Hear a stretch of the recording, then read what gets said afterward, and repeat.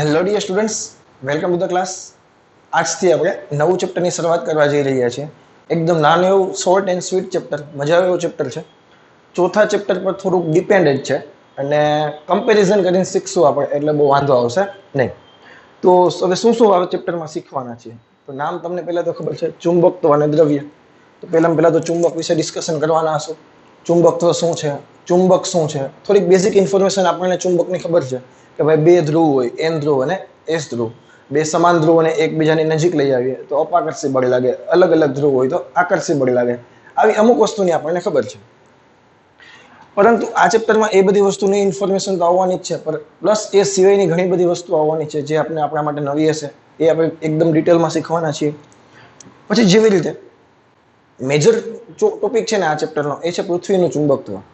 પૃથ્વીનું ચુંબકત્વ કેવી રીતે હોય, પૃથ્વીની ચુંબકીય ક્ષેત્રરેખાઓ કેવી રીતે હોય, એનું વધારે પડતું આ ચેપ્ટરમાં થોડુંક એના પર ભાર આપવામાં આવ્યો છે. પરંતુ એ સિવાયની વસ્તુ કઈ કઈ શીખવાની છે? તો કે પહેલા તો જેવી રીતે તમે વિદ્યુત ડાયપોલ હોય એને વિદ્યુત ક્ષેત્રમાં મૂકતા હતા તો શું થતું હતું? એના પર ટોર્ક લાગતું હતું, ટાઉ બરાબર પીઈ સાઇન થીટા. યાદ કરો.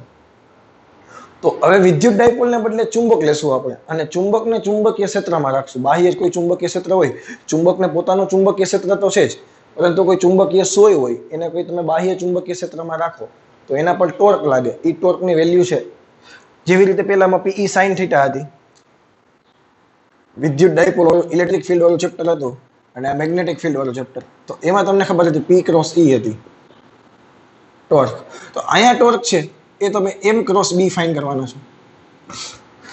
એમ છે ચુંબકીય ડાયપોલ મોમેન્ટ છે, એક વખત ઓલરેડી આવી ગઈ છે. પછી જેવી રીતે વિદ્યુત ડાયપોલને તમે વિદ્યુત ક્ષેત્રમાં મૂકો અને પછી એને પરિભ્રમણ કરાવવા માટે કરવું પડતું કાર્ય એ સ્થિતિ ઉર્જા સ્વરૂપે સંગ્રહ થાય. અને બીજા ચેપ્ટરમાં તમે શીખી ગયા એની સ્થિતિ ઉર્જા પી ડોટ ઈ વેક્ટર જેટલી હોય. તો અહીંયા પણ સ્થિતિ ઉર્જા શીખવાના છીએ, M dot B vector minus. સ્થિતિ ઉર્જા હંમેશા માઇનસ હોય. તો પહેલા ચેપ્ટર સાથે કમ્પેરિઝન કરશો એટલે આ ચેપ્ટર થોડુંક એકદમ ઇઝી થઈ જશે. પછી પહેલા ચેપ્ટરમાં તમે વિદ્યુત ક્ષેત્ર માટે ગાઉસનો નિયમ જોઈ ગયા હતા. તો સેમ અહીંયા પણ ચુંબકીય ક્ષેત્ર માટે ગાઉસનો નિયમ જોવાનો છે. સમજમાં જાય છે? તો બસ topic comparatively same to same આવે છે. પહેલું વિદ્યુત ક્ષેત્ર માટેનો પોર્શન હતા, આપણે ખબર છે પેલું ચેપ્ટર છે. ચોથું અને પાંચમું ચેપ્ટર છે એમાં ચુંબકીય ક્ષેત્રની ડિસ્કશન આપણી હોય છે.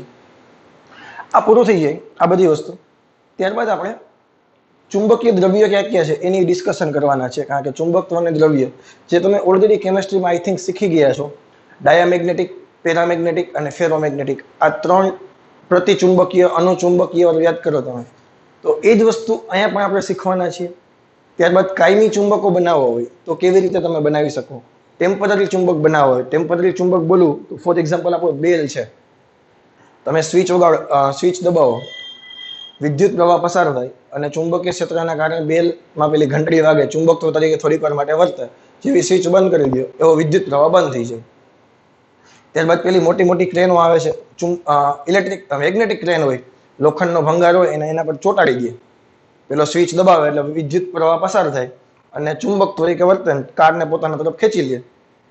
એ જ્યાં મૂક્યું હોય ત્યાં સ્વિચ બંધ કરી દે એટલે વિદ્યુત પ્રવાહ બંધ થઈ જાય, કાર પાછી આવે નીચે. આવું આપણે મૂવીમાં પણ ઘણા બધામાં જોઈ ગયા છે. તો બસ ચેપ્ટરમાં બેઝિક આવી વસ્તુ શીખવાની છે. નાનું ચેપ્ટર છે એકદમ અને ઇઝી ચેપ્ટર છે. 4 માર્ક્સનું ચેપ્ટર છે. આઈ થિંક 2 માર્ક્સનો ક્વેશ્ચન હશે અને 1 માર્ક્સના 2 MCQ હશે, અથવા તો 4 MCQ પણ જૂના સિલેબસમાં 4 MCQ પૂછાતા હતા. નવામાં 1-2 માર્કનો ક્વેશ્ચન છે અને 2 MCQ છે 1 માર્ક્સનો. ઓકે, તો બેઝિક ઇન્ફોર્મેશન આપણે પ્રસ્તાવનામાં આપેલી છે, પૂછાવાની શક્યતા નહીવત છે, પરંતુ કહી દઉં તમને. પહેલા તો ચુંબકત્વ એટલે શું? ચુંબક એટલે તો આપણને ખબર છે કે ભાઈ ચુંબક તો જોયેલું છે. ચુંબકત્વ શું છે? એ એક પ્રકારની ગુણધર્મ છે, એક પ્રકારનો ગુણધર્મ છે. કયો ગુણધર્મ? તો કે ભાઈ લોખંડને પોતાના તરફ આકર્ષવાનો જે ગુણધર્મ છે એને કહેવાય ચુંબક.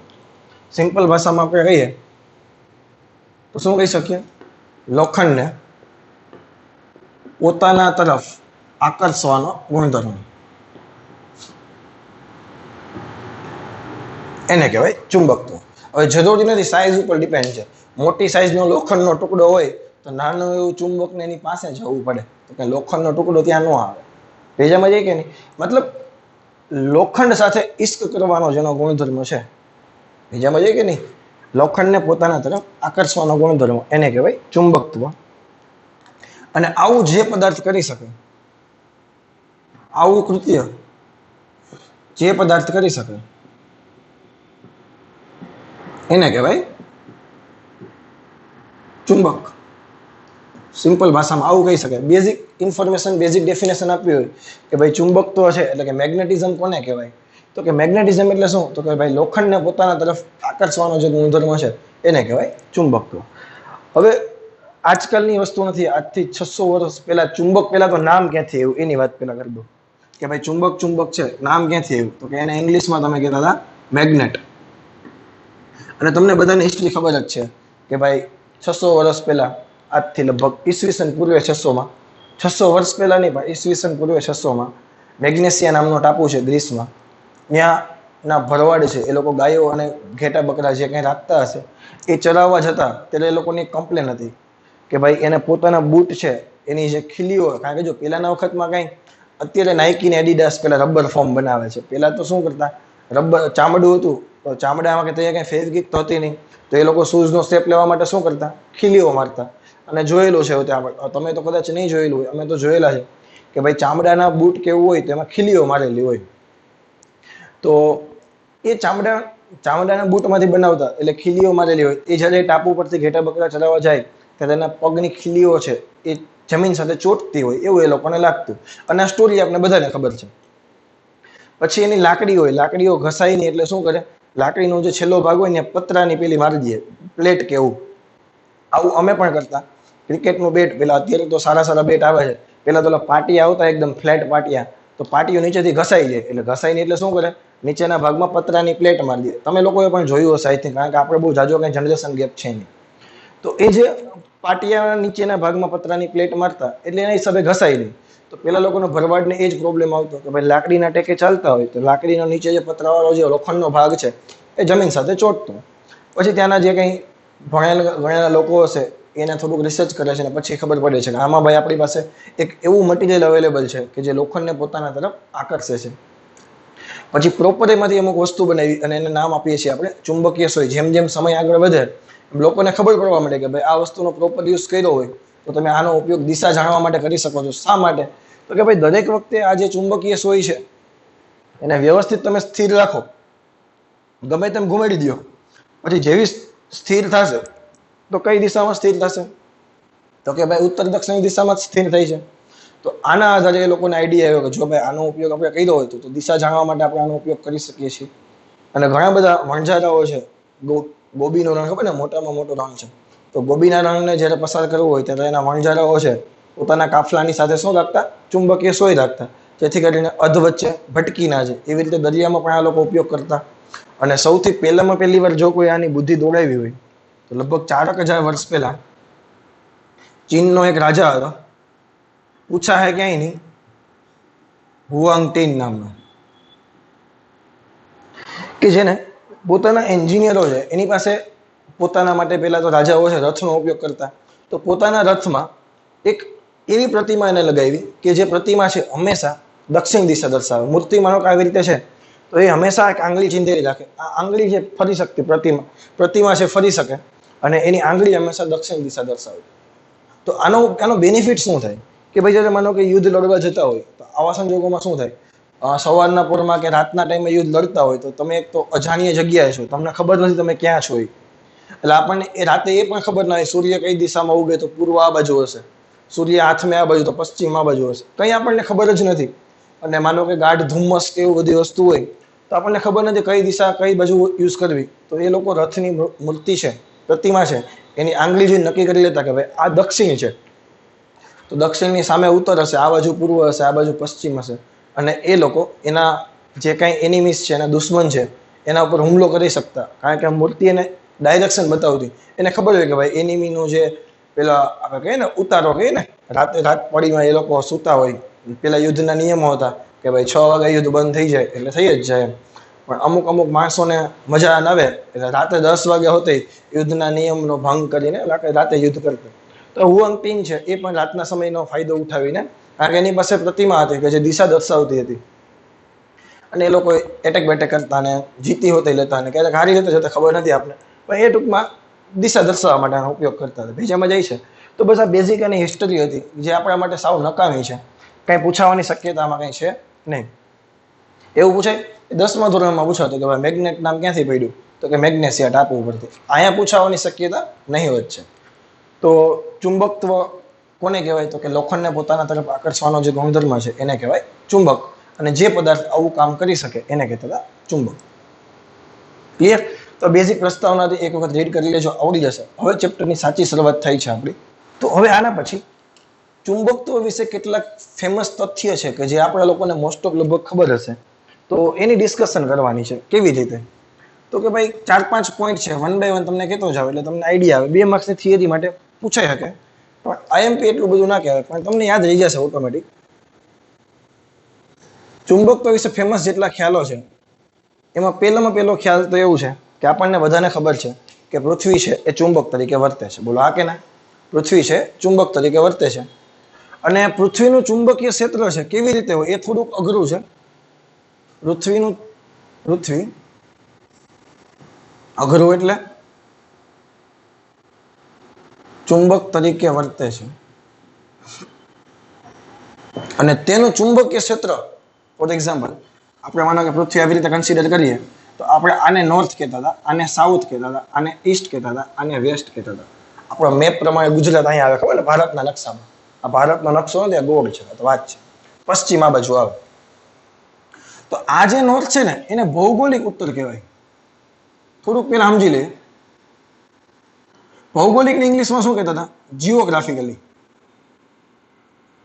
ભૂગોળની રીતે તમે વિચારો, ભૂગોળની રીતે તો ઉપર ઉત્તર લેતા હતા આપણે, નીચે દક્ષિણ લેતા હતા.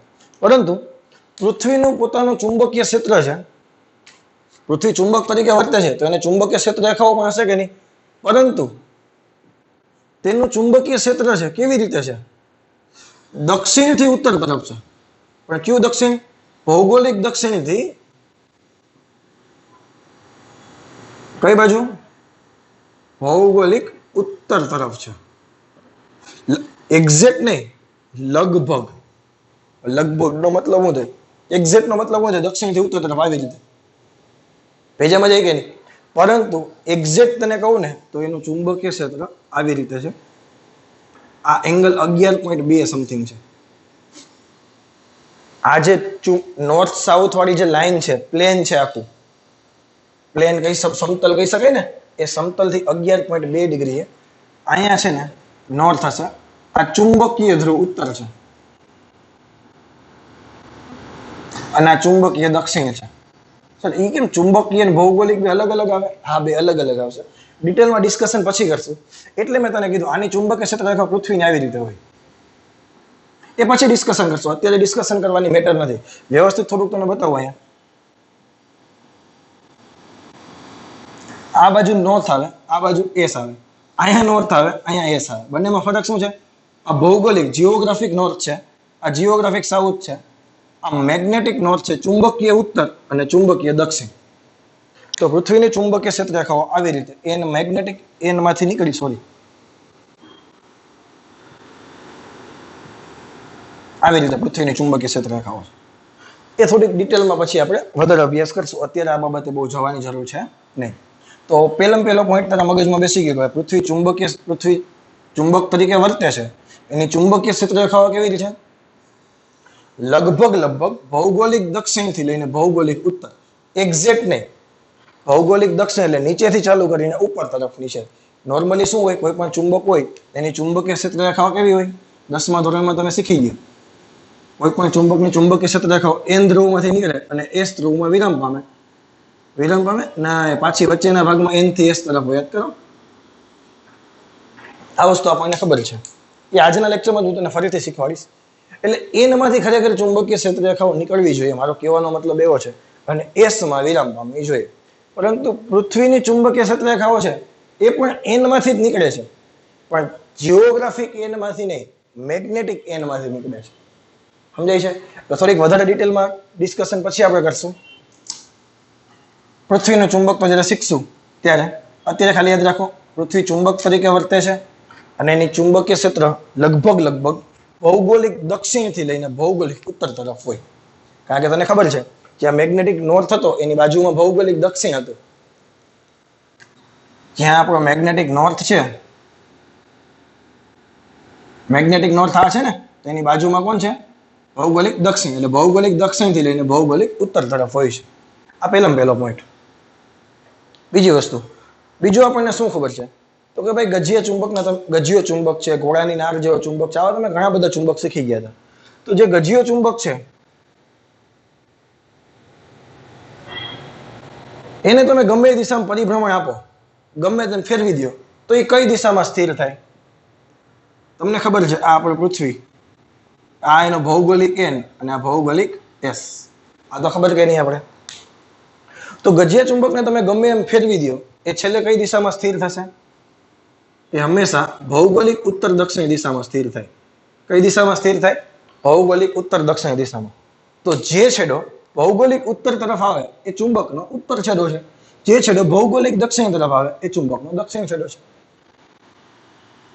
તમને એ પણ ખબર છે કે બે સમાન ધ્રુવો છે, બે NN અને બે SS, અપાકર્ષી બળ લગાડે. એક N હોય, એક S હોય, એક S હોય, એક N હોય, તો એના વચ્ચે કયું બળ લાગે? આકર્ષી બળ લાગે. આ બધી વસ્તુ કે મારે કઈ કહેવાની જરૂર છે નહીં. ચોથો પોઈન્ટ. હવે જો કોઈ પણ માનો કે લાકડી હોય, એના બે ટુકડા કરી નાખો, તો બે ટુકડા અલગ અલગ થઈ જાય. ભેજામાં જાય કે નહીં? એવી રીતે તમારી પાસે ડાયપોલ છે. ડાયપોલ કોને કહેતા હતા? એક માઇનસ ક્યુ અને એક પ્લસ ક્યુ. પ્લસ ક્યુ ને મામાને ઘરે મોકલી દો, વયો જાય. પ્લસ ક્યુ ને મામાને ઘરે મોકલી દો, વયો જાય. હા, કારણ કે એકલા વિદ્યુત ભારનું અસ્તિત્વ છે. યાદ કરો, કોઈ પણ એક વિદ્યુત ભાર હોય તો એને પોતાનું વિદ્યુત ક્ષેત્ર હોતું હોય, પોતાનાથી r અંતરે. કેટલું હોય? kq/r². એકલા વિદ્યુત ભારનું અસ્તિત્વ છે. પરંતુ જો તમે, તમારી પાસે માનો કે કોઈ ચુંબક હોય, આ એનો n ધ્રુવ, આ એનો s ધ્રુવ, વચ્ચેથી તમે ટુકડા કરી નાખો, તો બે ટુકડા થયા. આપણને એમ જ હોય કે આ તો n થઈ જશે અને આ s થઈ જશે, પરંતુ નહીં. ઓટોમેટિકલી અહીંયા s જનરેટ થઈ જાય અને અહીંયા n જનરેટ થઈ જાય. કોઈ પણ ચુંબકીય ધ્રુવ એકલો અસ્તિત્વ ના ધરાવે. ક્યારેય તમે n એકલા નહીં જોવો કે ક્યારેય તમે s એકલો નહીં જોવો. n અને s હંમેશા જોડીમાં જ હોય. જો ચુંબકના બે ટુકડા કરી નાખવામાં આવે તો ઓટોમેટિકલી s અને n રિક્વાયરમેન્ટ પ્રમાણે જનરેટ થઈ જાય. અહીંયા s હોય તો અહીંયા n આવી જાય, અહીંયા n હોય તો અહીંયા s આવી જાય. બીજામાં જાય કે નહીં? જેવી રીતે એકલા વિદ્યુત ભારનું અસ્તિત્વ છે, એવી રીતે એકલા ચુંબકીય ધ્રુવનું અસ્તિત્વ છે નહીં. અને હવે ચુંબક બને શેમાંથી? તો લોખંડ છે પ્લસ એની મિશ્ર ધાતુ, એટલે કે એની એલોય મટીરિયલ કહીએ આપણે, લોખંડ અને તેની મિશ્ર ધાતુમાંથી આપણે ચુંબક બનાવવામાં આવે છે. તો 4-5 બેઝિક તથ્યો હતા, બેઝિક ખ્યાલ હતા, જે તમારી ટેક્સ્ટ બુકમાં આપેલા હતા. ફરીથી તને 1 by 1 રિવિઝન કરાવું છું. પેલું શું છે? તો કે ભાઈ પૃથ્વી ચુંબક તરીકે વર્તે છે. તો એનું ચુંબકીય ક્ષેત્ર ક્યાંથી ક્યાં સુધીનું છે? ભૂલ ન થાય, લગભગ ભૌગોલિક દક્ષિણથી લઈને ભૌગોલિક ઉત્તર. એક્ઝેક્ટ ફિગર તમને ખબર છે કે નહીં? અહીંથી ચાલુ થાય છે. એંગલ પણ તમને આવશે શીખવાના. એને શું કહેવાય, ડેક્લિનેશન એંગલ ને બધી વસ્તુ પછી શીખશું આપણે. કોઈ પણ ગજીય ચુંબક હોય એને તમે ગમે તેમ પરિભ્રમણ આપો, અલ્ટિમેટલી છેલ્લે લાસ્ટમાં એ ક્યાં સ્થિર થવાનો છે? ભૌગોલિક ઉત્તર, ભૌગોલિક દક્ષિણ દિશામાં સ્થિર થાય. જે છેડો ભૌગોલિક ઉત્તર તરફ હોય એને કહેવાય ચુંબકનો ઉત્તર ધ્રુવ, અને જે ભૌગોલિક દક્ષિણ તરફ હોય એને કહેવાય ચુંબકનો દક્ષિણ ધ્રુવ. હવે તમે જો હજી એક વસ્તુ યાદ કરાવી દો. તમે શરૂઆત કરી હતી 11મા ધોરણના 3જા ચેપ્ટરથી NSEW મૂકવાની. તો એ NSEW મૂકવાની ભૌગોલિક છે. શું છે? જીઓગ્રાફિકલી તમે મૂકો છો. આ ચેપ્ટરથી આપણે શરૂઆત કરવાના છીએ. મેગ્નેટિક નોર્થ અને મેગ્નેટિક સાઉથ મૂકવાની એ જે વાર છે, પણ આ ચેપ્ટરથી આપણે ટૂંકમાં શરૂઆત કરશું મૂકવાની. આ આપણને ખબર છે, બે અલગ અલગ ધ્રુવો હોય તો તિખારા થાય. સોરી, બે સમાન ધ્રુવો હોય તો દુશ્મનાવટ છે. યાદ કરો. અને બે અલગ અલગ હોય, એક n હોય, એક s હોય, તો બંને વચ્ચે શું છે? પ્યાર છે, આકર્ષી બળ લગાડે. એકલા વિદ્યુત ભારનું અસ્તિત્વ છે, પરંતુ એકલા ચુંબકીય ધ્રુવનું અસ્તિત્વ છે નહીં. એકલો n અને એકલો s કોઈ દિવસ રહી શકે નહીં. ઓટોમેટિકલી ભગવાનની દયાથી ત્યાં બીજો આપોઆપ જનરેટ થઈ જાય છે. લોખંડ અને તેની મિશ્ર ધાતુઓમાંથી ચુંબક બનાવવામાં આવે છે. આ 5 ખ્યાલ હતા જે આપણને હવે યાદ રહી ગયા હશે. તો હવે આ 5 ખ્યાલ એક વખત જોયા પછી હવે ગજિયા ચુંબક અને એની ચુંબકીય ક્ષેત્ર રેખાઓ કેવી હોય એની ડિસ્કશન કરી લઈએ. ઓલરેડી એકાદા 2 પોઈન્ટમાં ડિફરન્સ છે, બાકી બધા જ પોઈન્ટ તને આવડે છે. એક વખત રીડ કરશો તો પણ તને આવડી જશે, પરંતુ એક વખત હું કહી દઉં છું પછી તમે વાંચી શકો છો. અને આજના લેક્ચરમાં લગભગ એવું નથી લાગતું કે તમારે કંઈક કરવું પડે, બધું અહીંયા નહીં થઈ જાય એવું છે. ઓકે, 10મા ધોરણમાં ઓલરેડી શીખી ગયા છે, એ જ વસ્તુ આપણે શીખવાની છે અહીંયા. કોઈ પણ ચુંબક હોય, ગજિયો ચુંબકને ઇંગ્લિશમાં શું કહેતા હતા? બાર મેગ્નેટ કહેતા હતા. એની ચુંબકીય ક્ષેત્ર રેખાઓ કેવી હોય? આ બાજુ માનો કે એન ધ્રુવ છે, આ બાજુ એસ ધ્રુવ છે. થોડીક વાર પહેલા આપણને ખબર પડી ગઈ, એકલો એન કોઈ દિવસ રહી ના શકે, એકલો એસ ક્યારેય રહી ના શકે. તો આનું સૌથી પહેલામાં પહેલું ચિત્રાત્મક નિરૂપણ કોને આપ્યું હતું? Michael Faraday. એને શું કીધું હતું? લોખંડના ભૂકાવાળો એક્સપેરિમેન્ટ. અને તમને ખબર છે કે એની ભાત છે આખી આવી રીતે વ્યવસ્થિત ટેક્સ્ટ બુકના આપણે આપેલી છે. એ કંઈ હું અત્યારે કરાવતો છું નહીં, એ તમને ખબર છે. તો એ પિક્ચર કેવી રીતે બન્યું હતું કે ભાઈ ચુંબકીય ક્ષેત્ર રેખાઓ છે એ એન ધ્રુવમાંથી નીકળતી હતી અને એસ ધ્રુવમાં વિરામ પામતી હતી. આમ આ સીધી લાઈન એટલા માટે દોરતા કે મોટું સર્કલ મારે છે. પછી એક લાઈન આવી રીતે જતી હતી, એક લાઈન આવી રીતે જતી હતી, એ જ લાઈન સામે આવી રીતે આવતી હતી.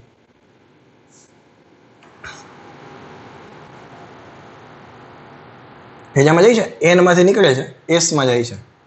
તો ચુંબકીય ક્ષેત્ર રેખાઓ, ગજિયા ચુંબકની ચુંબકીય ક્ષેત્ર રેખાઓ એન માંથી નીકળે અને એસ માં જાય. શું આ ચિત્ર પિક્ચર પૂરું થઈ જાય છે? નહીં. ગજિયા ચુંબકની ચુંબકીય ક્ષેત્ર રેખાઓ બંધ ગાળાઓ રચે, એટલે કે એન માંથી નીકળે અને એસ માં પૂરું થઈ જાય એવું નથી. જો પેલામાં થતું હતું, ડાયપોલની તમે ક્ષેત્ર રેખાઓ જો પ્લસ ક્યુ અને માઇનસ ક્યુ માં શું થાય? પ્લસ માંથી નીકળે અને માઇનસ ક્યુ એ પૂરું. યાદ કરો, પ્લસ માંથી નીકળે માઇનસમાં પૂરું. માઇનસ થી પ્લસ તરફ પાછી આવતી નહોતી, એટલે કે સ્થિત વિદ્યુત ક્ષેત્રની ક્ષેત્ર રેખાઓ બંધ ગાળાઓ રચતી નથી. આવું મેં સ્ટેટમેન્ટ તમને આપ્યું હતું. પરંતુ અહીંયા અંદરના ભાગમાં એસ થી એન તરફ પણ ક્ષેત્ર રેખાઓ હશે. બહારના ભાગમાં એન થી એસ તરફ અને અંદરના ભાગમાં એસ થી એન તરફ. એટલે કે સાદી ભાષામાં કહી એમ શકાય કે ગજિયા ચુંબકની ચુંબકીય ક્ષેત્ર રેખાઓ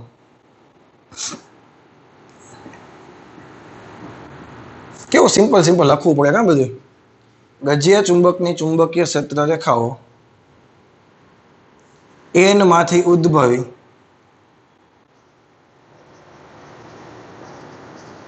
એસ માં વિરામ પામે છે. સાચી વાત છે? ખોટી વાત છે. ગજિયા ચુંબકની ચુંબકીય ક્ષેત્ર રેખાઓ એન માંથી ઉદ્ભવી એસ તરફ બહારના ભાગમાં અને અંદરના ભાગમાં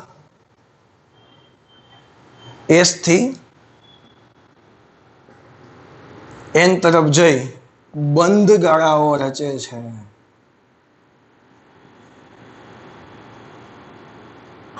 આ એક વસ્તુ અગત્યની હતી કે ગજિયા ચુંબકની ચુંબકીય ક્ષેત્ર રેખાઓ છે એ બંધ ગાળાઓ રચે છે, જ્યારે સ્થિત વિદ્યુત ક્ષેત્રની ક્ષેત્ર રેખાઓ બંધ ગાળાઓ રચતી નથી. આ એક મેજર ડિફરન્સ છે બંને વચ્ચેનો. બાકી ઓલમોસ્ટ બધા પોઈન્ટ સેમ છે. હું તને વન બાય વન યાદ કરાવું. સ્થિત વિદ્યુત ક્ષેત્રની લાક્ષણિકતા યાદ કરો છે. મને કયો હાલો તને ક્યાં પોઈન્ટ યાદ આવે? પહેલો પોઈન્ટ યાદ આવે કે સ્થિત વિદ્યુત ક્ષેત્રની ક્ષેત્ર રેખાઓ બંધ ગાળાઓ રચતી નથી. પહેલો પોઈન્ટ અહીંયા શું લખશું? ગજિયા ચુંબકની ચુંબકીય ક્ષેત્ર રેખાઓ બંધ ગાળાઓ રચે છે. આ પહેલો પોઈન્ટ તમે લખી શકો. બીજો પોઈન્ટ, ચુંબકીય ક્ષેત્રના કોઈ પણ બિંદુએ દોરેલો સ્પર્શક તે બિંદુએ ચુંબકીય ક્ષેત્રની દિશા દર્શાવે છે. પહેલામાં શું લખતા હતા? વિદ્યુત ક્ષેત્ર રેખાના કોઈ પણ બિંદુએ દોરેલો સ્પર્શક તે બિંદુએ વિદ્યુત ક્ષેત્રની દિશા દર્શાવે છે. આવડી જશે. બીજો પોઈન્ટ શું છે?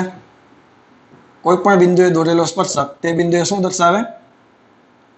બી વેક્ટરની દિશા દર્શાવે. કાંઈ છે? કમ્પેરિઝન કરો, સેમ ટુ સેમ છે. પહેલામાં શું હતું? બે ક્ષેત્ર રેખાઓ ક્યારે એકબીજાને છેદી શકે નહીં. બે વિદ્યુત ક્ષેત્રની ક્ષેત્ર રેખાઓ ક્યારે એકબીજાને છેદી શકે નહીં. તો અહીંયા પણ ના છેદી શકે. શા માટે? કારણ કે છેદે તો શું થાય? આ બિંદુએ માનો કે છેદે તો એક સ્પર્શક આ બાજુ બને આના માટે અને એક નીચે તરફ આના માટે બને. તો એક જ બિંદુએ ચુંબકીય ક્ષેત્રની બે અલગ અલગ દિશા હોય એવું શક્ય છે નથી. બે ચુંબકીય ક્ષેત્રની ક્ષેત્રરેખાઓ ક્યારેય એકબીજાને છેદી શકે નહીં. શા માટે? તો કે છેદે તો એક જ બિંદુએ બે ચુંબકીય ક્ષેત્રની અલગ અલગ દિશા હોવાનું દર્શાવાય છે, જે શક્ય નથી. પછી આપણને એ પણ ખબર છે, તમે વિચારો, માનો કે આ ચુંબકીય ક્ષેત્રરેખાઓ આવી રીતે છે, તો એકમ ક્ષેત્રફળ, આ એકમ ક્ષેત્રફળ અને અહીંયા પણ એકમ ક્ષેત્રફળ, અહીંયા એકમ ક્ષેત્રફળ દીઠ ચુંબકીય ક્ષેત્રરેખાઓ વધારે છે. જે વિસ્તારમાં એકમ ક્ષેત્રફળ દીઠ ચુંબકીય ક્ષેત્રરેખાઓની સંખ્યા વધારે હશે ત્યાં ક્ષેત્ર કેવું હશે? પ્રબળ હશે. જ્યાં ચુંબકીય ક્ષેત્રરેખાઓ ઓછી હશે ત્યાં ક્ષેત્ર કેવું હશે? નિર્બળ હશે. તો બસ આ જ પોઈન્ટ છે, નવું વિશેષ શીખવાનું નથી કાંઈ. મેં એટલે જ તમને પહેલા કીધું હતું કે પહેલા ચેપ્ટર સાથે કમ્પેરિઝન કરશું એટલે ફટાફટ અને ઇઝીલી બધી વસ્તુ આપણને યાદ આવવા મળશે. ફરીથી બોલી જાઉં છું કે ભાઈ પહેલું તો ચુંબકીય ક્ષેત્રરેખા અને વિદ્યુત ક્ષેત્રરેખા વચ્ચેનો મેજર ડિફરન્સ શું છે? કે ભાઈ ચુંબકીય ક્ષેત્રરેખાઓ બંધ ગાળાઓ રચી શકે, વિદ્યુત ક્ષેત્રની ક્ષેત્રરેખાઓ બંધ ગાળાઓ રચી શકે નહીં. બીજી એક વસ્તુ, એક ડિફરન્સ એવો તમે અહીંયા ન લખી શકાય, પણ એક આપણા ધ્યાનમાં જે આવ્યો છે કે ભાઈ જો પહેલા તને કહી દઉં, જેવી રીતે ત્યાં ડાયપોલ હતી ને, અહીંયા આપણી પાસે ચુંબક છે.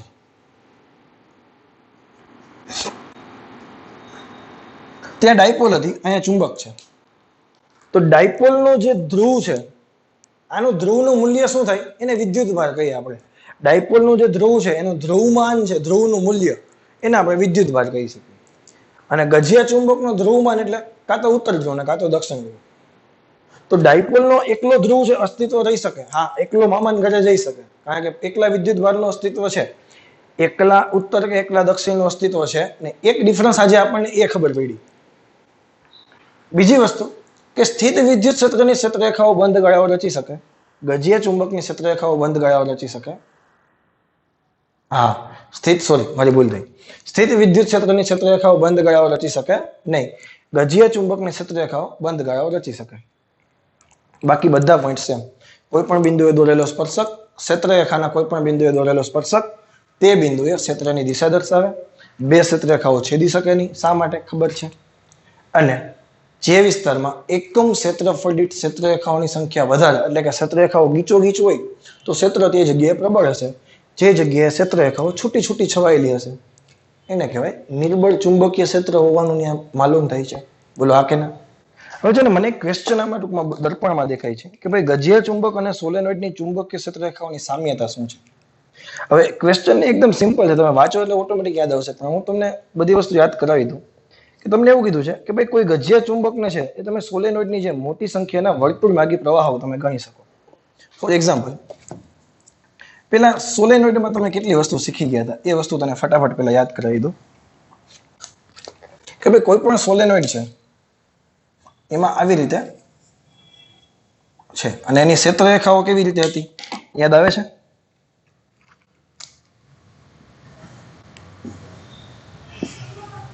પ્રોપર તમે થોડુંક વિચારો.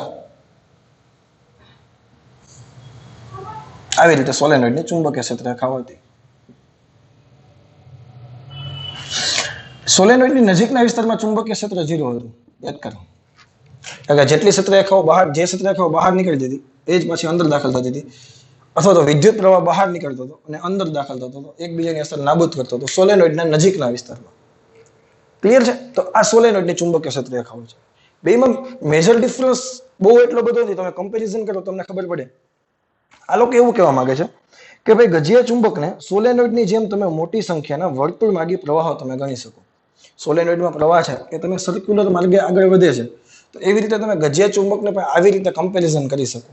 અત્યારે થોડુંક એનાલિસિસ કરવું એનું અઘરું છે. બીજો પોઈન્ટ તમે પહેલા સમજાવું કે ગજિયા ચુંબકને તમે અડધેથી કાપો તો તમને ખબર છે શું થાય કે ભાઈ એક એન ધ્રુવ અને બીજો ઓટોમેટિકલી એસ ધ્રુવ જનરેટ થઈ ગઈ. એવી રીતે સોલેનોઇડમાં પણ સેમ એવી જ વસ્તુ થાય. કે આ તમને ખબર છે આ બાજુનો છેડો માનો કે ઉત્તર ધ્રુવ હશે, આ બાજુનો છેડો દક્ષિણ ધ્રુવ હશે અને એન થી એસ તરફ ચુંબકીય ક્ષેત્રરેખાઓ નીકળતી હશે. સોરી, આ બાજુ એન હશે, આ બાજુ એસ હશે અંદરના ભાગમાંથી. તો જેવી રીતે ગજિયા ચુંબકને વચ્ચેથી કાપવામાં આવે તો એક છેડો n ધ્રુવ અને ઓટોમેટિકલી બીજો s અને આ બાજુ બીજો n જનરેટ થાય છે, એવી રીતે સોલેનોઇડને પણ વચ્ચેથી કાપો તો ઓટોમેટિકલી બીજા બે છેડા જનરેટ થશે. આ બાજુ n છે તો અહીંયા એક s થઈ જશે, અહીંયા એક n થઈ જશે. પેજામાં જઈ છે, પ્રેક્ટિકલી કરો તો ખબર પડે. એટલે અમે એવું લખ્યું કે ગજિયા ચુંબકને અડધેથી કાપતા તે દરેક ટુકડો સ્વતંત્ર ચુંબક તરીકે વર્તે છે. સોલેનોઇડને પણ મધ્યમાંથી કાપતા નબળા ચુંબકીય ગુણધર્મ ધરાવતા બે સોલેનોઇડ મળે છે. બીજી વસ્તુ, ગજિયા ચુંબકમાં જેવી રીતે n માંથી ક્ષેત્રરેખાઓ નીકળે s માં દાખલ થાય અને અંદરના ભાગમાં s થી n તરફ હોય, એવી રીતે સોલેનોઇડમાં પણ એ જ વસ્તુ છે. n માંથી નીકળે s માં દાખલ થાય અંદરના વિસ્તારમાં n થી s થી n તરફ, પરંતુ નજીકના વિસ્તારમાં ખાલી ક્ષેત્રરેખાઓ ના હોય, એ આપણને ખબર છે. તો હવે હું તને હવે પેલો પોઈન્ટ વાંચું. જો આવી વસ્તુ થતી હોય કે વચ્ચેથી કાપો તો સોલેનોઇડમાં પણ સેમ એના જેવું, ક્ષેત્રરેખાઓ પણ સેમ એના જેવી, તો હવે જો સોલેનોઇડને હું વર્તુળાકાર માર્ગ ધરાવતા પ્રવાહ તરીકે કન્સિડર કરતો હોય તો ગજિયા ચુંબકને પણ હું કરી શકવો જોઈએ, કારણ કે ઓલમોસ્ટ પ્રોપર્ટી તો બધી સેમ છે. તો જેવી રીતે ચુંબકના અક્ષિસ ઉપર તમે ચુંબકીય ક્ષેત્ર મેળવ્યું હતું ચોથા ચેપ્ટરમાં, μ0/4π 2m/r3. ખોટો ના હોય તો જોઈ લો. યસ, μ0/4π 2m/r3 એની અક્ષ ઉપર અને વિષુવ રેખા પર કેટલું મેળવ્યું હતું? μ0/4π m/r3. ખાલી એમ હતું, બીજું કઈ નહોતું. તો એવી રીતે તમે સોલેનોઇડની અક્ષ પર પણ તમે કરી શકો અને સોલેનોઇડની વિષુવ રેખા પર પણ તમે ગોતી શકો. આના પછીનો ક્વેશ્ચન જ આપણો એ છે કે ભાઈ ગજિયા ચુંબકની જેમ જો સોલેનોઇડને આપણે વિચારીએ તો ચુંબકની જેવી રીતે અક્ષિસ ઉપર અને વિષુવ રેખા પર ચુંબકીય ક્ષેત્ર આપણે ચોથા ચેપ્ટરમાં મેળવ્યું હતું, તો સેમ તમે અહીંયા સોલેનોઇડ માટે ન મેળવી શકો? મેળવી શકીએ. આના પછીનો ક્વેશ્ચન જ આપણો એ છે અને આજે જ આપણે ક્વેશ્ચન જોવાના છે. તો હવે એ વસ્તુ ફાઇન્ડ કરી લઈએ. એમાં એવું કીધું છે કે ભાઈ પરિમિત લંબાઈનો સોલેનોઇડ હોય, અનંત લંબાઈનો નહીં, કારણ કે અનંત લંબાઈના સોલેનોઇડના અંદરના વિસ્તારમાં ચુંબકીય ક્ષેત્ર ખબર છે કેટલું છે, μ0 એ આપણને ખબર છે. તો પરિમિત લંબાઈનો સોલેનોઇડ હોય એટલે કે નિયમિત લંબાઈ ધરાવતો સોલેનોઇડ હોય તો એના અક્ષ પરના બિંદુએ ચુંબકીય ક્ષેત્ર કેટલું થાય એની આપણે ડિસ્કશન કરવાના છે. પછી અક્ષ પરનો ગોતી લેશું, પછી વિષુવ રેખા પર કેટલું થાય, અક્ષ કરતા અડધું હોય એ આપણને ખબર છે. હા કે ના? એ તો ડાયપોલમાં પણ જોઈ ગયા હતા. અહીંયા 2kp/r3 હતું, અહીંયા -kp/y3 હતું. યાદ કરો, એના પરથી આપણને આઈડિયા આવી જશે. તો પેલા સોલેનોઇડની અક્ષ પરના બિંદુએ ચુંબકીય ક્ષેત્ર ગોતી લઈએ. તો નેક્સ્ટ ક્વેશ્ચન છે એ છે પરિમિત લંબાઈના સોલેનોઇડની અક્ષ પરના બિંદુએ ચુંબકીય ક્ષેત્ર. તો આ છે ને મેં સોલેનોઇડ દર્શાવ્યો છે, લાગતો ભલે સોલેનોઇડ નથી પણ આવી રીતે આટા તો છે જ. આમ આપણે સિમ્પલ આમાં સિલિન્ડરની જેમ બતાવ્યો છે, બાકી સોલેનોઇડ તમને બધાને ખબર છે કે આ સોલેનોઇડ જ છે, ભલે દેખાતો નથી અત્યારે. આ એક જ સાઈડ આપણે એક ભાગ આપણે તકમાં દેખાય, આવી રીતે આટામાં સમજાય છે. સોલેનોઇડની લંબાઈ મેં 2l લીધેલી છે. કેટલી લીધેલી છે? સોલેનોઇડની લંબાઈ મેં 2l લીધી. એમાં સેન્ટરની l આ બાજુ અને સેન્ટરથી l આ બાજુ. સોલેનોઇડની ત્રિજ્યા મેં n લીધી છે. હવે સોલેનોઇડમાં આટાની સંખ્યા પેલા લખવી અગત્યની છે કે નહીં, તો આપણે શું લખી નાખીએ, એવું માની લઈએ કે એકમ લંબાઈ દીઠ આટાની સંખ્યા છે, કેટલી લખી નાખીએ આપણે દર વખતે? કેટલી લખીએ છીએ? Small n. એકમ લંબાઈ દીઠ આટાની સંખ્યા સ્મોલ n લખી નાખીએ. અને સોલેનોઇડમાંથી વહેતો પ્રવાહ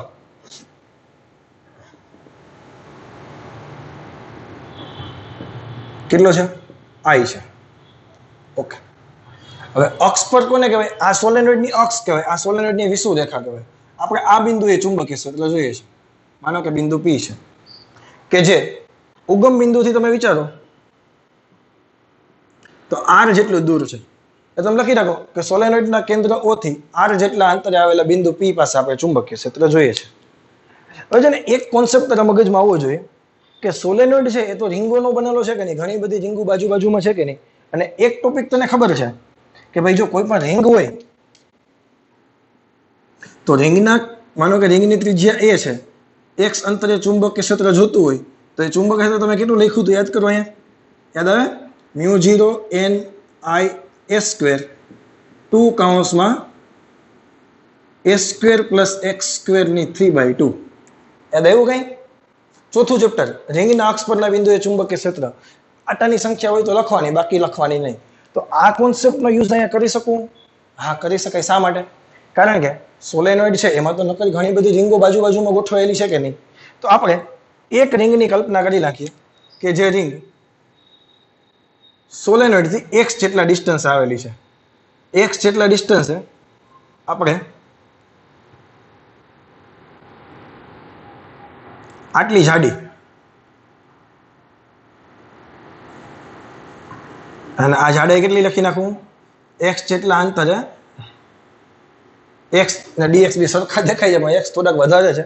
મેં થોડોક સોલેનોઇડ નાનો બનાવ્યો છે. આપણે શું કર્યું? સોલેનોઇડની વિષુવરેખા છે અથવા સોલેનોઇડના કેન્દ્રથી x જેટલા અંતરે એક dx ખંડ મેં વિચારી લીધો. હવે તમે વિચારો આ dx ખંડમાં આટા પણ આવતા હશે કે નહીં? ઘણા બધા. કારણ કે એકમ લંબાઈ દીઠ આટા છે એ કેટલા છે? સ્મોલ n છે. તો dx લંબાઈમાં આટાની સંખ્યા લખવી પડે કે નહીં? લખી નાખજો છીએ ખાલી. ઉગમ બિંદુથી x જેટલા અંતરે એક dx ખંડ વિચારો. dx ખંડમાં આટાની સંખ્યા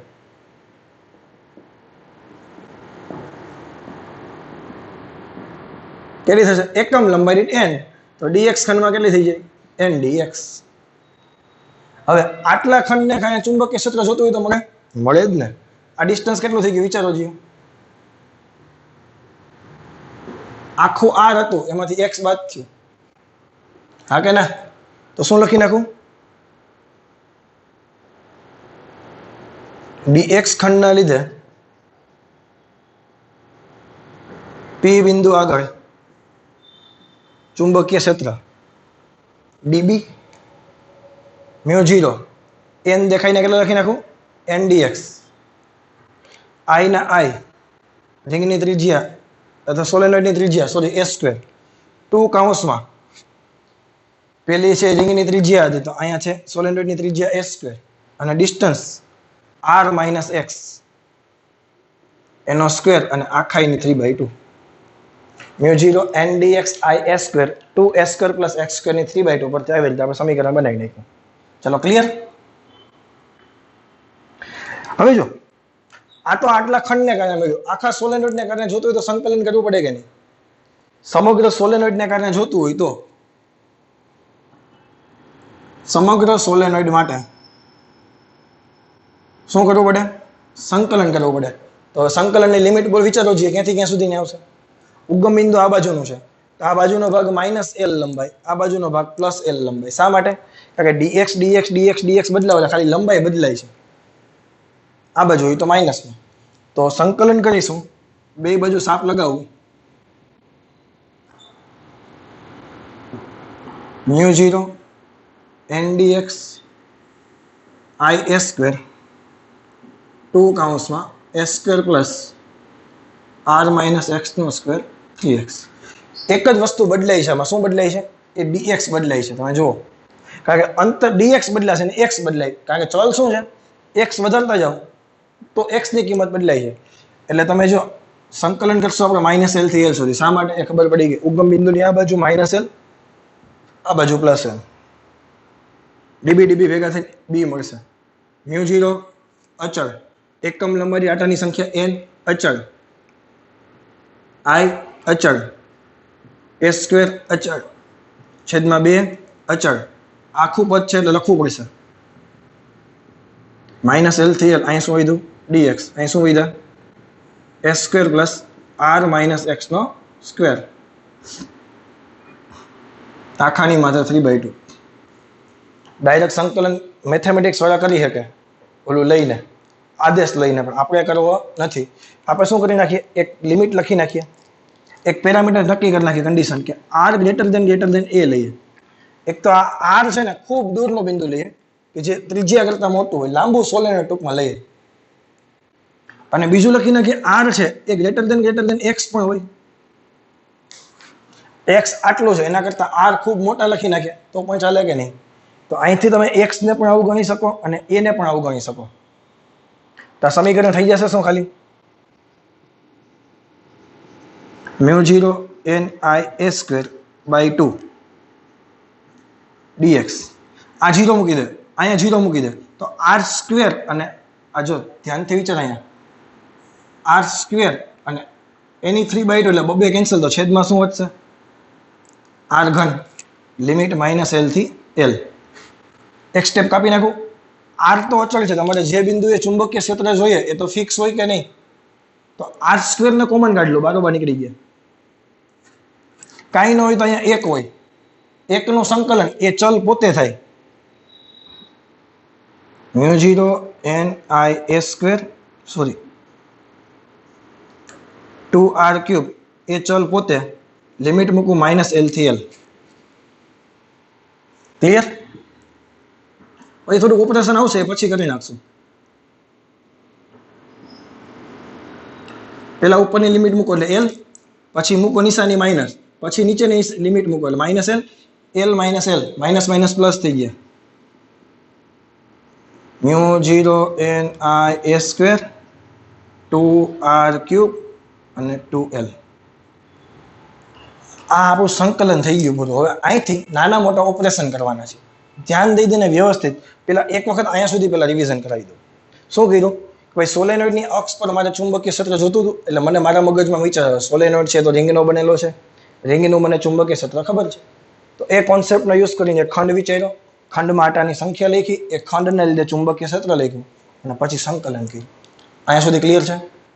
હવે જો એ સમીકરણ છે ને એમાં ઓપરેશન કેવી રીતે કરશું આપણે થોડુંક વિચારો. હું છે ને n અને 2l ને બેને ભેગા કરી દઉં. શું થશે બોલો જી? n ઇન્ટુ 2l કરો શું થાય? એકમ લંબાઈ દીઠ આટાની સંખ્યા ઇન્ટુ કુલ લંબાઈ. એકમ લંબાઈ દીઠ આટાની સંખ્યા n હોય તો 2l લંબાઈમાં આટાની સંખ્યા, કુલ આટાની સંખ્યા મળી કે ન મળી? કેપિટલ n સંજ્ઞા આપી દો. બોલો કઈ વાંધો? હવે છે ને એ જે સમીકરણ છે ને એને હું ફરીથી લખું છું અહીંયા, મ્યુ 0 ને મ્યુ 0 n ઇન્ટુ 2l ને મેં કેપિટલ n કહી દીધા. આઈ તો છે જ, અહીંયા હું પાઈ વડે ઉપર નીચે ગુણી નાખું છું. હવે તો મગજમાં ધીમે ધીમે બેસવા માંડ્યું હશે કે હું શું કરું છું. ઉપર નીચે મેં પાઈ વડે ગુણી નાખ્યા, તો પાઈ ઇન્ટુ એ સ્ક્વેર એને કહેવાય એરિયા, સોલેનોઇડના ક્રોસ સેક્શન એરિયા થઈ ગયું. તો શું થઈ ગયું? બી બરાબર mu 0 n I a 2 pi upon r cube. n I a ચુંબકીય ડાયપોલ મોમેન્ટ યાદ કરો, I ઇન્ટુ એ આટાની સંખ્યા વડે મલ્ટીપ્લાય કરી. તો સમીકરણ શું થઈ ગયું? મ્યુ 0 અપોન 2 પાઈ m અપોન r ક્યુબ. અને હજી ઉપર નીચે બબે વડે મલ્ટીપ્લાય કરું તો અહીંયા થઈ ગયા મ્યુ 0 અપોન 4 પાઈ, અહીંયા થઈ ગયા 2m અપોન r ક્યુબ. યાદ આવે? ગજિયા ચુંબકનું ચુંબકીય ક્ષેત્ર હતું એટલું જ સોલેનોઇડની અક્ષ પરના બિંદુએ ચુંબકીય ક્ષેત્ર મળ્યું. હવે તમને એમ કે સોલેનોઇડની વિષુવ રેખા પર કેટલું થાય? ચાલો આ બિંદુએ ચુંબકીય ક્ષેત્ર કેટલું થાય લખવું હોય તો લખી શકો. એક તો પહેલા નિશાની માઇનસ અને આના કરતા અડધું, મ્યુ 0 અપોન 4 પાઈ ખાલી m અપોન r ક્યુબ. આ સોલેનોઇડની વિષુવ રેખા પર થઈ ગયું, આ સોલેનોઇડની અક્ષ પર થઈ ગયું. ક્વેશ્ચન મોટો છે, 2 માર્ક્સમાં પૂછાવાની શક્યતા ઓછી છે, કારણ કે ચેપ્ટરમાંથી મેક્સિમમ 2 માર્ક્સનો ક્વેશ્ચન આવશે. તો ડાયરેક્ટ ઇક્વેશનનો ઉપયોગ કરીને એમસીક્યુ બનાવી શકે. સોલેનોઇડની અક્ષ પરના બિંદુએ કેટલું થાય? તો કે મ્યુ 0 અપોન 4 પાઈ 2m upon r cube. m દેખાય ત્યાં n I a, n દેખાય ત્યાં n ઇન્ટુ 2l. પછી તમે બધી વસ્તુ કરી શકશો. એટલું બધું પછી ટફ ના હોય. અને વિષુવ રેખા પરના બિંદુએ મ્યુ 0 અપોન 4 પાઈ m અપોન r. તો માઇનસ નિશાની શું દર્શાવે છે? કે અક્ષ પરના બિંદુએ જે ચુંબકીય ક્ષેત્રની દિશા છે એના કરતા વિષુવ રેખા પરના બિંદુએ ચુંબકીય ક્ષેત્રની દિશા કેવી છે? વિરુદ્ધ છે. માઇનસ નિશાનીનો રોલ બીજો કાંઈ છે નહીં. બાકી એ આપણને ખબર પડી ગઈ. અહીંયા કરતા અહીંયા કેવું છે? અડધું છે. ડાયપોલના કિસ્સામાં પણ સેમ વસ્તુ હતી. અહીંયા 2 kp અપોન r ક્યુબ હતું, અહીંયા minus kp upon r cube હતું. ક્લિયર છે? ત્યારબાદનો ટોપિક છે આપણો, એ છે ગજિયા ચુંબકનું દ્રવ્યમાન. તો જેવી રીતે વિદ્યુત ડાયપોલ તમે શીખી ગયા હતા કે વિદ્યુત ડાયપોલમાં શું હતું કે ભાઈ પ્લસ ક્યુ અને માઇનસ ક્યુ બે સમાન વિદ્યુત ભાર હોય, સમાન મૂલ્યના અને વિજાતીય વિદ્યુત ભારો, વચ્ચેનું ડિસ્ટન્સ આપણે લખતા હતા 2a. તો ડાયપોલ મોમેન્ટ તમે કેટલી લખતા હતા? q into 2a. તો સેમ બધી વસ્તુ અહીંયા એ સ્વરૂપમાં જોવાના છીએ. તો કહેવાનો મતલબ એવો છે કે વિદ્યુત ડાયપોલના બંને છેડા પર શું હતું? વિદ્યુત ભાર હતા. તો અહીંયા આપણે ચુંબકીય ડાયપોલ શીખવાની છે અને એના તરીકે ગજિયો ચુંબક આપણે લઈએ તો જે કામ વિદ્યુત ડાયપોલમાં વિદ્યુત ભારનું કામ છે, જો વિદ્યુત ભારનું મૂલ્ય વધારે હોય તો ચુંબકીય ડાયપોલ મોમેન્ટ મોટી થાય, કારણ કે q ઇન્ટુ 2a તમને ખબર છે. તો જેવી રીતે વિદ્યુત શાસ્ત્રમાં જે કામ વિદ્યુત ભારનું છે, વિદ્યુત શાસ્ત્રમાં સ્થિત વિદ્યુત શાસ્ત્રમાં જે કામ વીજભાર કરે છે એ જ કામ ચુંબકીય શાસ્ત્રમાં અથવા ચુંબકત્વમાં કેનું છે? દ્રવ્યમાનનું છે. તો આ દ્રવ્યમાન કહેવાય કોને? તો કે ભાઈ કોઈ પણ ગજ્ય ચુંબક હોય એનો એન ધ્રુવ કે એસ ધ્રુવ કેટલો પ્રબળ છે, આ પ્રબળતાને એનો ધ્રુવમાન કહેવાય. ગજિયા ચુંબકનો એન ધ્રુવ કે એસ ધ્રુવ કેટલો પ્રબળ છે, આ પ્રબળતાને શું કહેવાય? એનો ધ્રુવમાન કહેવાય. પોલ સ્ટ્રેન્થ એટલે કીધું છે આને કહેવાય નોર્થ પોલ, ઉત્તર ધ્રુવ અને સાઉથ દક્ષિણ ધ્રુવ, નોર્થ પોલ અને સાઉથ પોલ. તો આ નોર્થ પોલ અને સાઉથ પોલની સ્ટ્રેન્થ કેટલી છે, ઉત્તર ધ્રુવ અને દક્ષિણ ધ્રુવની પ્રબળતા કેટલી છે, એને જ કહેવામાં આવે છે ધ્રુવમાન. સિમ્પલ તમે જો અહીંથી વ્યાખ્યા તમે આપવી આપી શકો. અહીંથી મને કે ક્યુ ને કરતા બનાવો તો વ્યાખ્યા શું થાય? 2 × a. આ લંબાઈ જ છે, ઉપર ડાયપોલ મોમેન્ટ છે. તો વિદ્યુતભારની વ્યાખ્યા સાદી બીજી રીતે આપવી તો શું આપી શકાય? એકમ લંબાઈ દીઠ વિદ્યુત ડાયપોલ મોમેન્ટ, એને વિદ્યુતભાર કહેવાય. એકમ લંબાઈ દીઠ વિદ્યુત ડાયપોલ મોમેન્ટ, એને વિદ્યુતભાર કહેવાય. તો સેમ આપણી પાસે એક સમીકરણ છે ચુંબકીય ડાયપોલ મોમેન્ટ, હમણાં શીખી ગયા NIA. અહીંયા એકમ લંબાઈ દીઠ બે બાજુ વડે ભાંગી નાખો તો આ વ્યાખ્યા કેની થઈ ગઈ? ધ્રુવમાનની. એકમ લંબાઈ દીઠ ચુંબકીય ડાયપોલ મોમેન્ટ એને કહેવાય એકમ લંબાઈ દીઠ ચુંબકીય ડાયપોલ મોમેન્ટ, એને કહેવાય ધ્રુવમાન. એકમ લખો હોય તો લખી નાખીએ, એમાં શું વાંધો? આનો એમ્પિયર, આનો મીટર સ્ક્વેર છેદમાં મીટર, શું થઈ ગયું? Ampere into meter. પહેલામાં તમે ગજિયા ચુંબકની અહીંયા બે વિદ્યુત ભારો વચ્ચેનું અંતર 2a લખતા હતા, તો અહીંયા પણ તમે બે વચ્ચેનું અંતર માનો કે 2l લખો તો અહીંયા મેં 2l વડે ભાંગ્યા હોત, કઈ ફરક કઈ નહીં પડે, ભેજામાં જઈશે. હવે ધ્રુવમાન છે ને એ પણ અદિશ રાશિ છે, સદિશ રાશિ નથી. જેવી રીતે વિદ્યુત ભાર છે અદિશ રાશિ છે, એવી રીતે ધ્રુવમાન પણ અદિશ રાશિ છે. અને મેન એના મૂલ્યનો આધાર કેના ઉપર છે એ બાબતે થોડુંક MCQ બની શકે એમ છે. પહેલું તો ચુંબકના દ્રવ્ય પર, ગજિયો ચુંબક છે એ કયા દ્રવ્યનો બનાવેલો છે એના પર ખાસ ડિપેન્ડન્ટ છે. આ પોલ સ્ટ્રેન્થ છે કયા દ્રવ્યનો બનાવેલો છે એના પર. પછી ચુંબકનો આડછેદ કેટલો વધારે છે, આડછેદનો ક્ષેત્રફળ એરિયા, એના ઉપર પણ આધાર છે. જેમ એરિયા વધારે હોય, જેમ એરિયા ઓછો હોય, એના પર કન્ડિશન ડિપેન્ડ છે. અને ત્રીજી વસ્તુ, એની મેગ્નેટાઇઝેશન સ્થિતિ કેવી છે. આ ત્રણ વસ્તુ ઉપર આખો એનો આધાર છે. કેના? ધ્રુવમાનનો આધાર આ ત્રણ વસ્તુ પર ડિપેન્ડ છે કે ભાઈ ચુંબક કયા દ્રવ્યનું બનેલું છે, એની મેગ્નેટાઇઝેશનની સ્થિતિ કેટલી છે અને એના આડછેદનું ક્ષેત્રફળ કેટલું છે. તો માનો કે જેવી રીતે તમે ચુંબક વિદ્યુત ડાયપોલ મોમેન્ટ Q × 2a લખતા હતા, એવી રીતે ચુંબકીય ડાયપોલ મોમેન્ટ લખાય. માનો કે કોઈ એક ચુંબક છે, આ N ધ્રુવ અને S ધ્રુવનું ધ્રુવમાન Qm લખી નાખીએ અને બંને વચ્ચેનું અંતર લખી નાખીએ. ચુંબકની લંબાઈ 2l છે, ગજિયા ચુંબકની લંબાઈ 2l લખી નાખીએ અને ધ્રુવમાન લખી નાખીએ Qm. આ માનો કે N ધ્રુવ છે, આ માનો કે S ધ્રુવ છે. ભેજામાં જાય. તો ચુંબકીય ડાયપોલ મોમેન્ટ લખ્યું હોય તો કાંઈ નહીં કરવાનું, બે માંથી એક ધ્રુવમાનનું મૂલ્ય અને બંને વચ્ચેનું અંતર. જેવી રીતે Q × 2a હતા, અહીંયા Qm × 2l છે. Qm ધ્રુવમાનની સંજ્ઞા, N ધ્રુવ અને S ધ્રુવનું કેટલું પ્રબળ છે એ પ્રબળતા, એનો એકમ થશે ampere into metre into 2l. તો ચુંબકીય ડાયપોલ મોમેન્ટ સદિશ રાશિ છે, ધ્રુવમાન ભલે અદિશ છે પણ ચુંબકીય ડાયપોલ મોમેન્ટની દિશા S થી N તરફ. જેવી રીતે પેલામાં -q થી +q તરફ હતી, એવી રીતે અહીંયા S થી N તરફ. કેટલી વસ્તુ ખબર પડી? જે કામ સ્થિત વિદ્યુત શાસ્ત્રમાં વિદ્યુત ભાર કરે છે એ જ કામ ચુંબકત્વમાં કોણ કરે છે? ધ્રુવમાન કરે છે. ચુંબકનો ધ્રુવ છે કેટલો પ્રબળ છે, ઉત્તર ધ્રુવ અને દક્ષિણ ધ્રુવ કેટલો પ્રબળ છે, એ પ્રબળતાને કહેવાય એનું ધ્રુવમાન. અદિશ રાશિ છે, વ્યાખ્યા આપી શકો એકમ લંબાઈ દીઠ ચુંબકીય ડાયપોલ મોમેન્ટ. એકમ લંબાઈ દીઠ ચુંબકીય ડાયપોલ મોમેન્ટ એને કહેવાય ધ્રુવમાન. એના મૂલ્યનો આધાર ત્રણ બાબત ઉપર છે, એનો એકમ લખી નાખો અહીંયા. હવે ચુંબકીય ડાયપોલ મોમેન્ટ એની બીજી વ્યાખ્યા, બીજી ફોર્મ્યુલા, એક તો આ M = NIA. આ ગજિયા ચુંબકની ચુંબકીય ડાયપોલ મોમેન્ટ જોતી હોય તો શું થશે? ચુંબકનું ધ્રુવમાન અને ચુંબકની લંબાઈ, ચુંબકીય ડાયપોલ મોમેન્ટની દિશા S થી N તરફ. બોલો આમાં કઈ ડાઉટ છે? 2 માર્ક્સનો ક્વેશ્ચન પૂછી શકાય એવો છે. થોડુંક થિયરિટિકલી છે, યાદ રાખવું પડશે. આ M નો એકમ લખો લખી શકો? આને કઈ હોય એકમ? ધ્રુવમાન એકમ તો વિદ્યુત ભાર થાય, એકમ કુલમ થાય કે નહીં? આ ધ્રુવમાન છે, ધ્રુવમાન એકમ શું થાય? Ampere into meter. આનો શું થાય? મીટર. અહીં જુઓ NIA નો એકમ પણ એમ્પિયર ઇન્ટુ મીટર સ્ક્વેર જ થાય. QM ઇન્ટુ 2L નો એકમ પણ એમ્પિયર ઇન્ટુ મીટર સ્ક્વેર જ થાય. બંને સેમ ટુ સેમ જ છે, બંનેમાં કઈ ડિફરન્સ છે નહીં. હજુ એક ઇક્વેશન તમે બનાવી શકો. જેવી રીતે સ્થિત વિદ્યુત ક્ષેત્રમાં વિદ્યુત ભાર પર વિદ્યુત ક્ષેત્રને કારણે લાગતું બળ શું હતું? F બરાબર Q ઇન્ટુ E. તો અહીંથી તમે વિદ્યુત ભારની વ્યાખ્યા આપતા હતા. કઈ આપતા હતા? કે ભાઈ એકમ ધન સોરી Q બરાબર શું થશે? F by E. એકમ વિદ્યુત ક્ષેત્રમાં કોઈ એક એકમ કુલમ વિદ્યુત ભાર પર લાગતું બળ એને કહેતા હતા વિદ્યુત ભાર. તો અહીંયા તમે ધ્રુવમનને પણ તમે એવી રીતે વ્યાખ્યાયિત કરી શકો. QM નું ઇક્વેશન જોતું હોય અહીં તમે કરી શકો.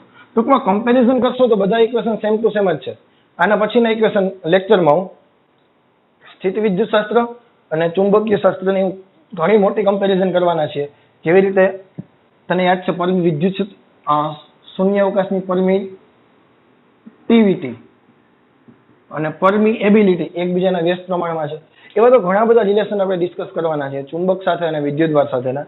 તો બસ આજના લેક્ચરમાં આટલું રાખવાનું છે. ક્વેશ્ચન કેટલા ચાલ્યા કામના? તો પહેલા તો ચુંબકત્વ વિશેના ખ્યાલો, ગજીય ચુંબકની ક્ષેત્રરેખાઓ અને ક્ષેત્રરેખાઓની લાક્ષણિકતા, સોલેનોઇડ અને ગજીય ચુંબકની બેમાં સામ્યતા શું છે એ વસ્તુ. પછી સોલેનોઇડની અક્ષ પરના બિંદુએ અને વિષુવરેખા પરના બિંદુએ ચુંબકીય ક્ષેત્ર ફાઇન્ડ કર્યું. ત્યારબાદ આપણે ગજીય ચુંબકનું ધ્રુવમાન કેટલું હતું એની થોડીક આખી કુંડળી કાઢી લીધી. તો આટલા આજના લેક્ચરમાં રાખીએ છીએ. ચેપ્ટર એકદમ નાનું છે, થોડાક લેક્ચરમાં ફિનિશ થઈ જશે આરામથી. તો બસ આજના લેક્ચરમાં આટલું કરવાનું છે, તમારે વધારે કંઈ કરવાનું છે નહીં. Okay, thank you very much. Have a nice day.